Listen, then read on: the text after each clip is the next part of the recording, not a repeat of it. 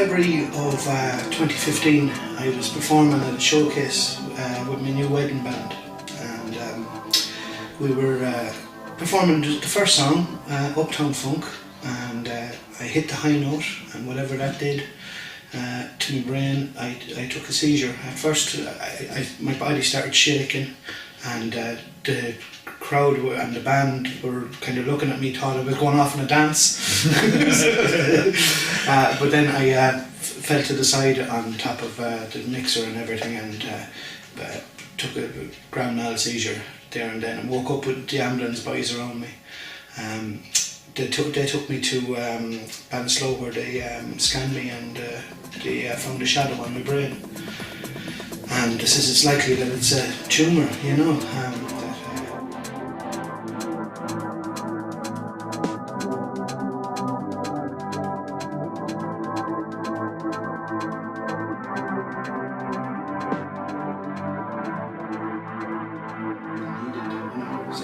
That's when I made the choice to go over to Spain. I was in contact with Vera Toomey, who was battling for medicinal cannabis for her daughter at the time. And she told me about the Cannabis clinic in Barcelona. And that's when I put together a GoFundMe page, and I reached my goal within 48 hours. And I was off to Barcelona within 2 weeks of that. So I went over to Barcelona, picked up the medicine, and then moved to Zaragoza. I was living in an Airbnb for a couple of months over there. I done 3 months in total. During those 3 months I was seizure free. I was going around, I was walking maybe about 5 or 6 kilometres a day. I used to go up and down to El Pilar, the big Basilica church, you know, for a walk on the sunny days there, you know. And I was fit and healthy, like, you know, and I came back then in October, and within a week of coming back without medicine, I had a seizure. Kenny was that sick that you had to keep an ear on him all the time, you know, and you were watching him all the time, you know, kind of, and that was as soon as he got that medical cannabis, like that, but you're a different man. It's like he got his life back, you know. He was astride with his mental health too, was on top of it. So, and all of that too rectified itself as soon as he started with medicine. Like, why can't he have it, you know? But yet they're quite happy to ply him with medications that don't work, that cause them awful stress, awful mental health problems, to be honest with you. They'll give him tablets that didn't suit him, he'll come off tablets that didn't taper him, you know. There's no right system even. The answer is a tablet every single time. Take this tablet. And he was taking tablets, and they were having side effects, and they were giving him another tablet then for the side effect, you know. It's just nuts. He saved the country a fortune not taking chemotherapy or radiotherapy, hospital admissions, all of them, not holding up a bed, all of them things. Like, realistically, Kenny should be in a hospital, a very sick man, and he's not. He's here. He's up the stairs, you know, minding the children, you know. I never thought I'd see that day again, Jerry. I thought we were going down, down, down, down, down. This the day I prayed for.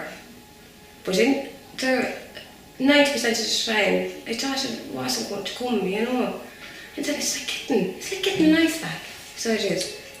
You know, if you had called here to my house a year and a half ago, Ken'd be sitting there on the couch, and you'd be looking, sitting at the walls there inside watching TV, a little bit tuned in. But not with us, you know what I mean? Yeah. He was a million miles away all the time, you know. Where now, because he was on such a cocktail of tablets too on top of it, you know, kind of, he couldn't even feel, you know, he had no emotions, or everything was suppressed, you know, it was kind of, where now he can laugh and he can cry and he can joke, and you know, he's living life, you know. Yeah. He certainly doesn't look like a man that's dying to me, you know. And I've seen a lot of people die now, by God, he doesn't look like he's dying, so he doesn't, you know, he looks well, so he does.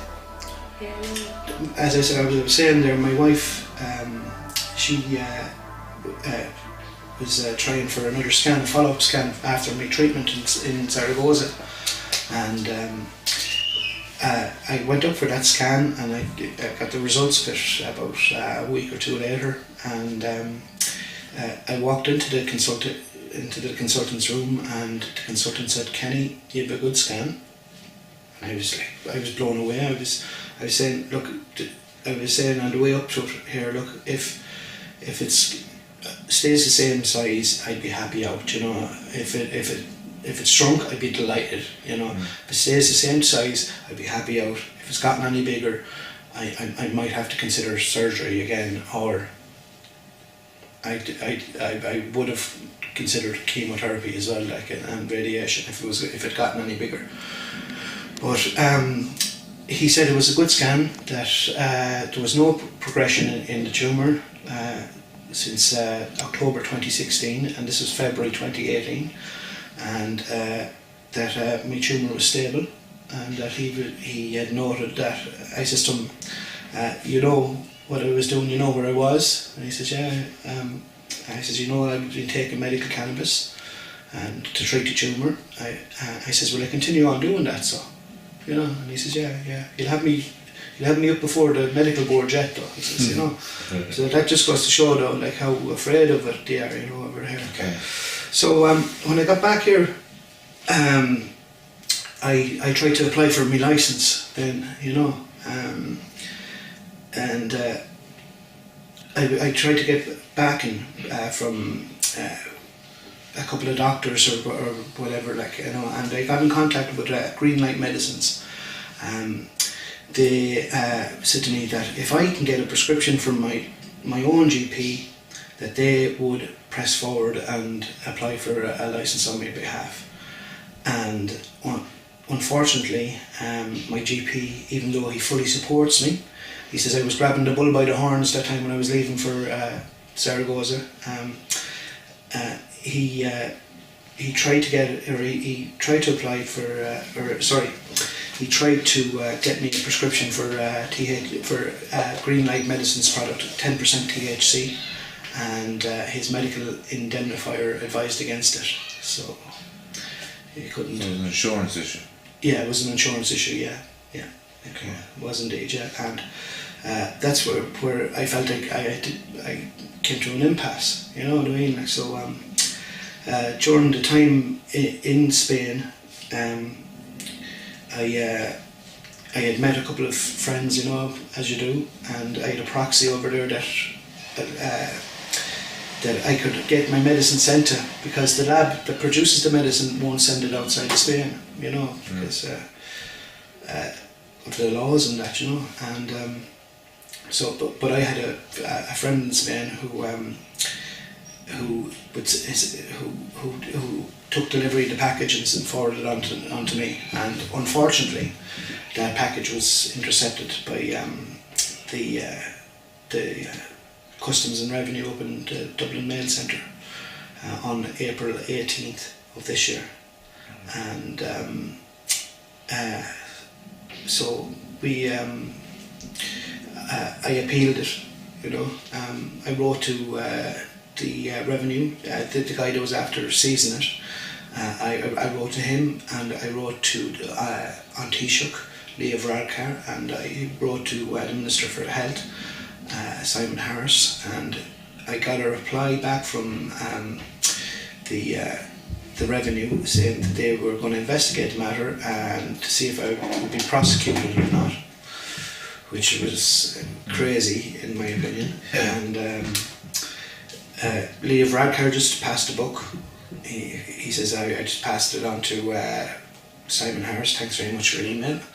And Simon Harris's office came back to me and it says, thanks very much for the email, we'll investigate the matter and we'll come back to you. And I haven't heard a dicky bird from them since.